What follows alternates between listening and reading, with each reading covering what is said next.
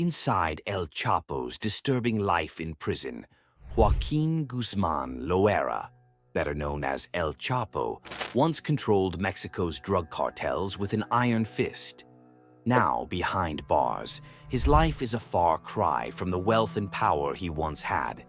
In this video, we'll look at the tough challenges he faces in prison, the controversies about his time behind bars, and how his imprisonment has affected the drug trade. Stay tuned until the end of the video.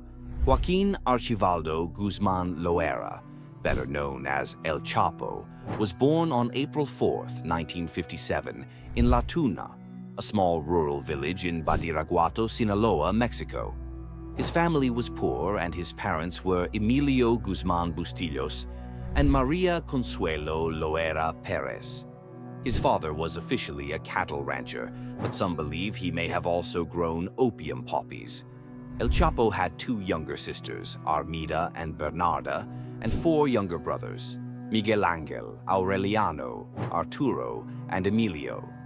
Three of his older brothers reportedly died when they were young. Not much is known about El Chapo's childhood. He dropped out of school in 3rd grade to work with his father and was mostly illiterate. He was known for playing jokes and pranks as a child.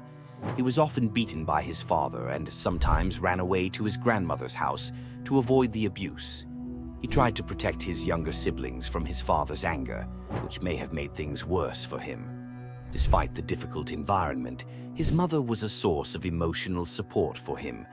The nearest school was far away, so El Chapo was taught by traveling teachers for a short time. With few jobs in his hometown, he started working in the poppy fields, a common job for locals. Along with his brothers, he harvested poppies, which his father sold to suppliers.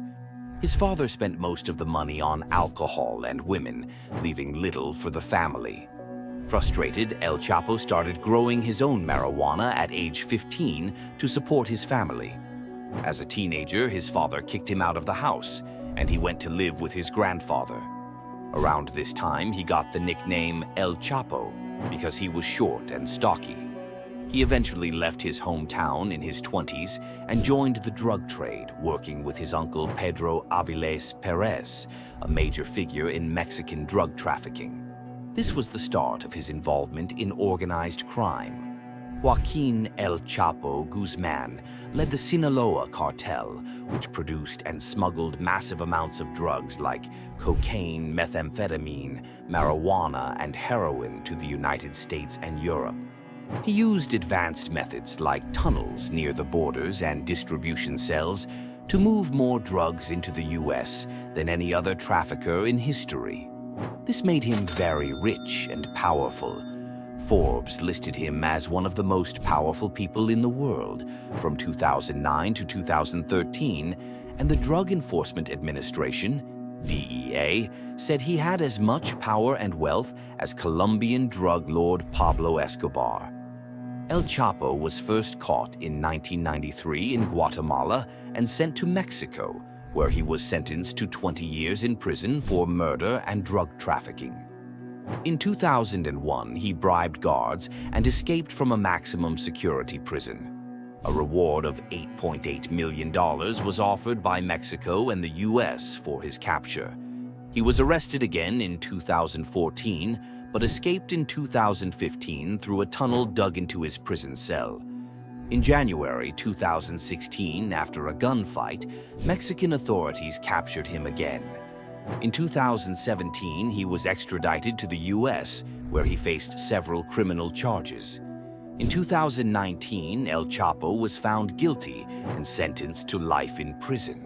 He is currently held in ADX Florence, a high-security prison in Colorado, United States. Recently, Joaquín Guzmán López, the son of the notorious Mexican drug lord El Chapo, surrendered to U.S. authorities. His surrender led to the arrest of Ismael El Mayo Zambada, a key figure in the cartel. Mexico's Secretary of Security and Citizen Protection, Rosa Itela Rodriguez, shared this information, citing details from American officials. During a press conference, Rodriguez outlined the timeline of the surrender, based on a report from U.S. authorities. According to the report, U.S. officials were informed multiple times that Guzman Lopez was thinking of surrendering.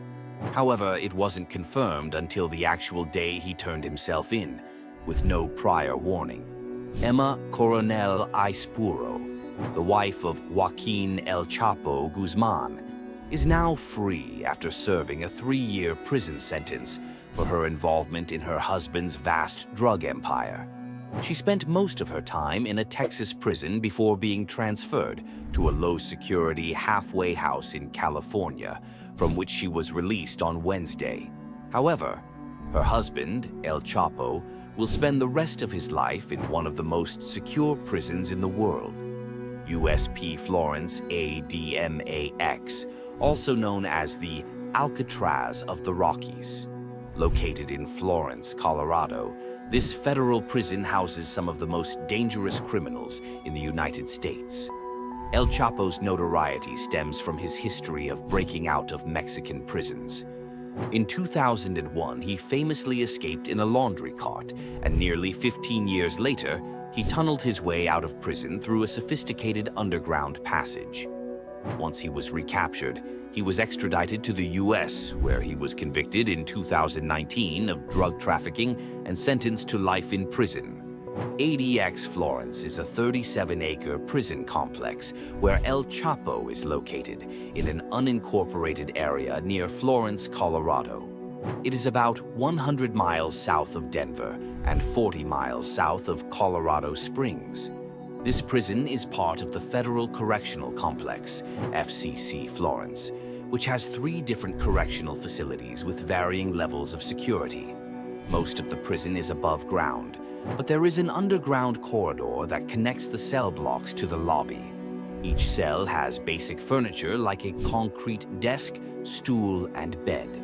The toilet shuts off automatically if blocked, and the shower runs on a timer to prevent flooding. The sink doesn't have a dangerous tap, and the mirror is made of polished steel and bolted to the wall. There are electric lights that inmates can control, and each cell also has a radio and TV that shows educational, recreational, and religious programs, including Netflix. The small windows in the cells are designed so inmates can only see the sky and roof, making it nearly impossible for them to know their exact location in the prison or plan an escape. The exercise area is a small concrete pit that looks like an empty swimming pool, giving inmates limited space to move around. Security is extremely tight, with motion detectors, cameras, and 1,400 remote-controlled steel doors. Officers can monitor inmates around the clock and close all doors instantly if an escape is suspected. The perimeter is surrounded by pressure pads, razor wire fences, and armed guards. The prison has different security levels for inmates, including units for high-risk offenders, those involved in terror groups, and those who have committed serious violations. Some units allow inmates to earn the chance to transfer to a less secure facility if they follow the rules. Reporters who toured the prison in 2007 noticed how quiet and secure the facility was. It has been praised for its strong security and organization, especially compared to other prisons that struggle with overcrowding and safety concerns. Inmates are given 1 hour a day outside in a small concrete courtyard covered in barbed wire. The guard-to-prisoner ratio is higher than most prisons, and inmates are counted 6 times a day. Meals are passed through small slots in their steel doors. In August, a letter from El Chapo was leaked, in which he expressed frustration over the lack of sunlight and harsh treatment by the guards. Despite his previous escapes, El Chapo's future seems firmly sealed in the highly secure prison, where some of the most infamous criminals in U.S. history have also been housed. And that's the stark reality of El Chapo's life behind bars, far removed from his days of power and wealth. While his past escapes are legendary, ADX Florence is a fortress unlike any he's faced before. As he remains locked away in one of the most secure prisons on Earth, his story serves as a chilling reminder of the high cost of a life of crime. Thanks for watching, and don't forget to subscribe for more insights into the world's most infamous figures.